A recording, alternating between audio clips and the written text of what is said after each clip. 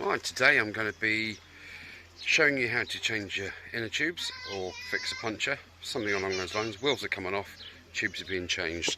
I've gone for the Michelins and I've photographed the weight of these tubes. These are quite heavy.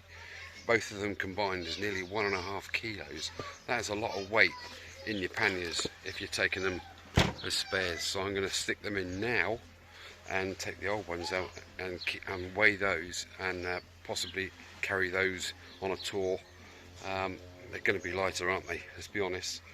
Right, okay, let's crack on. Let's get the front wheel off. Just a quick footnote before we take the wheel off.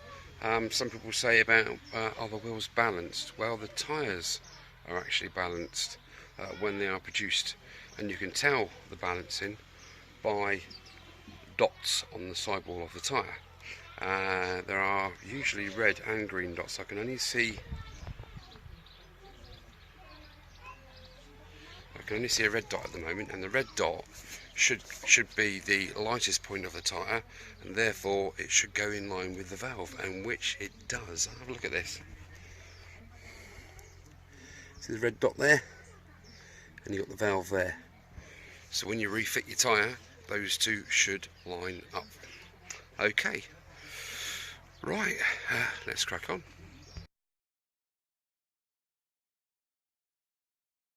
Hello, mister. You give me a hand.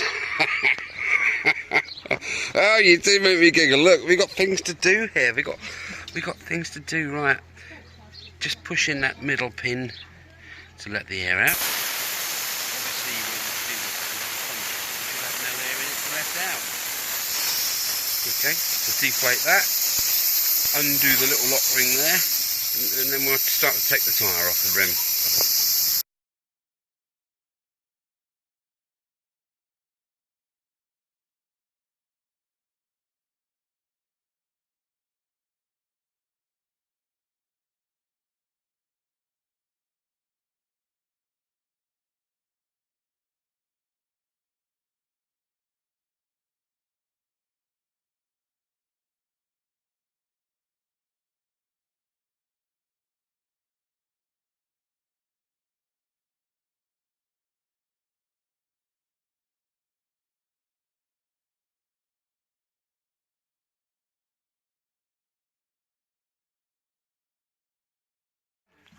Once you've had your rim protectors in there, and you've got a couple of your spoons, get good quality ones. These come in a kit of 3, pretty good quality. Happy with that. Yeah, lever we're about 6 inches apart, should do, and then remove one spoon by literally coming up like that, so you don't trap the inner tube inside and create more punctures. And once you've got a certain distance, I mean that's about probably 2 foot. This should, here we go again, trying to do it with one hand.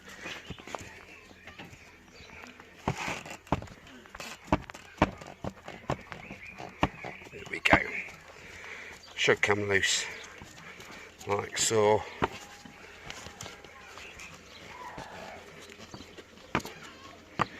Anyway, I'll pause that there. Right, I've gone right round.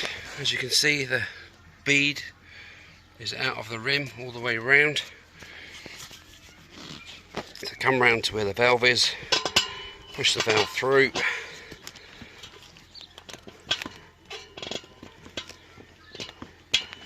like so, and retrieve your inner tube thus. Obviously your one, if you have puncture, will be punctured. Top tip as well, when you're putting a new tube back in, just inflate it to a bit more than what that is. Okay, what makes that? CAT 19, 20, 21. Okay, let's have a look at this. It's quite scabby really, isn't it? Well, there we go, there's the old tube. Got the new tube to go in a bit. Obviously, if you're doing a puncture, you will know roughly whereabouts on the tyre because you will have something protruding. If not, gently run your fingers around the inside of the tyre all the way round, feeling very carefully, take your time with it, and also have something on your hands, because if there is something sharp in there you're going to prick your finger. So check all the way round on the inside with your fingertips and remove anything that's protruding in, because otherwise you're going to fix your puncture and you're going to have the same problem again when you put the tube back in and stick some air in it. Right, so let's hypothetically say we have a puncture here. I would have got my wax little crayon and circled it. Failing that, use the nearest puddle. I know you're going to be out and about, aren't you? Generally a puncture will be quite obvious, because you'll be able to line up the valve with the hole, check whereabouts it is on the tyre, and it should be somewhere around that area on your inner tube, shouldn't it? Right, okay, let's carry on.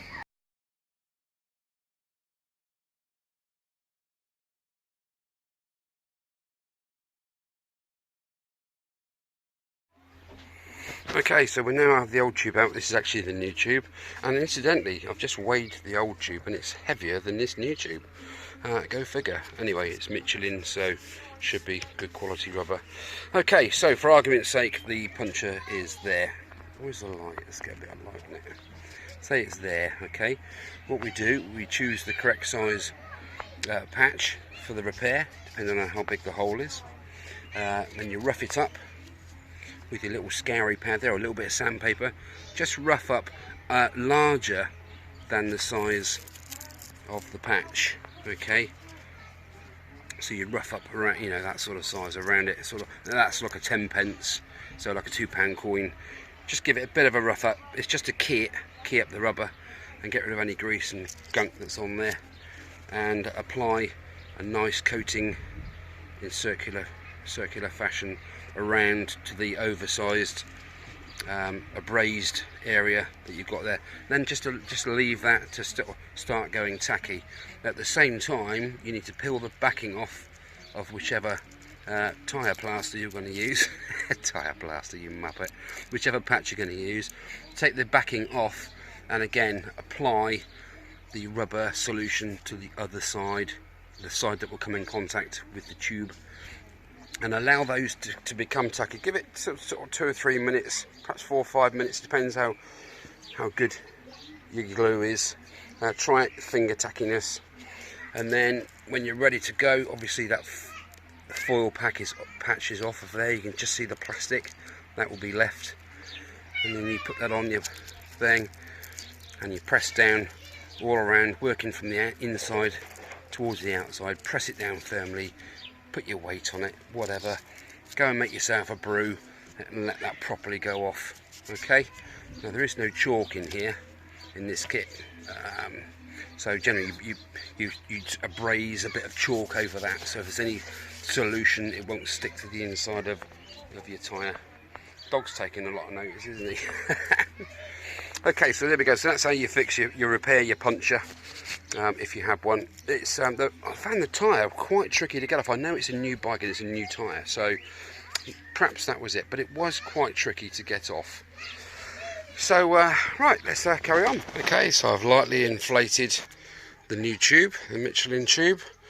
I didn't use my foot pump, I must say. I'm having the luxury of me compressor. So it's not hard. It's filled up the tube to the shape of the tyre. So the next job is to literally open that gap up, slot that in, and then work your way right round both sides until the tube pops inside the tyre quite nicely. Then you've got to juggle this around and get the valve out of that hole, and then put that lock nut on the outside here. Don't do it up tight, just put it on, okay, just so it stops it falling back into the hole. You do that up, well, not tight, but you do it up tight when you finish the whole job. Now it is easier, I feel, to take the tyre off using the tyre wrap method, which you feed the tyre wrap in once you've let the air out of the tyre in past the bead, through past the other bead, back out the other side, and then you do the tyre up. You do it sort of every sort of 6 inches around the tyre circumference, and you can literally then take the whole tyre off the rim easily. I haven't done it with, I haven't not done a tyre with levers for a very long time. I think my bike had a push bike last time I did that, but anyway, I found it more difficult with the levers. Perhaps next time I'll do it with the tyre up solution. Right, well, I'm going to do this because I need 2 hands. I need to pop the camera down and get this tube back in the tyre. Right, well, the tube is now inside the tyre, and I've managed to get the valve out through the hole. I've put my nut on, just sort of 10mm on really. And before I did that, I pushed the valve back in, pressed the tyre, made sure that the tube was actually central inside the tyre there, and then push back through and put the nut on. Now when you put the air in, that will come out further, then you can do that nut up, and then that's job finished. I'm just round to here now. I've just got to try and work that a bit. It's probably easier with a bit of soapy solution, but these days the stuff they're using, like washing up liquid, isn't best to use because it can attack some rubbers, and I'm not sure if it does with this particular rubber on this tyre. So perhaps any of you physicists out there can shed some light onto that. But anyway, some sort of soap should have done that really, but I'm doing it au naturel, as if I was out on the tracks and the byways with a puncture. Okay, so I'm going to wrestle with that a bit further, try and work that in as far as I can, close that gap up, and then use the tyre lever very gently to lever the tyre back over onto the rim without pinching the tube. That's why you put air in it. If you had no air in that tube, the chances are 99% chance that you're going to pinch it with that spoon there. Okay, right, let's crack on. Well, the puncture is fixed and the new tube's in there. Yeah, it was a bit more of a pick than I thought actually. That tyre's pretty tight on that rim. Not something I want to do out in the field without backup tools. But sometimes it's essential, isn't it? So yeah, job's a good one. Well, there we go. Any questions? I'm not going to do the back one today. That can go and get knotted. That's obviously going to be tougher. The diameter of the wheel's smaller, the bead's tighter, it's a bigger tyre, thicker tyre, and the banding's a lot tougher. So there we go. I will do the back one another day when it's sunny. The clouds are coming over, we're due rain. I don't want to start that now because it will all end in tears. Well, thank you for looking. That's pretty much how to change a tyre, how to change the inner tube on one of these bikes. I can't wait for the system to be introduced on these, or to get them tubeless. That was a faff, and I wouldn't want to do that day in, day out. Right guys, take it easy. Thanks for watching. Drop us a like or a dislike or a comment. Subscribe if you haven't already, and check out my other videos if you haven't already. And yeah, job's a good one. Hope that helps somebody.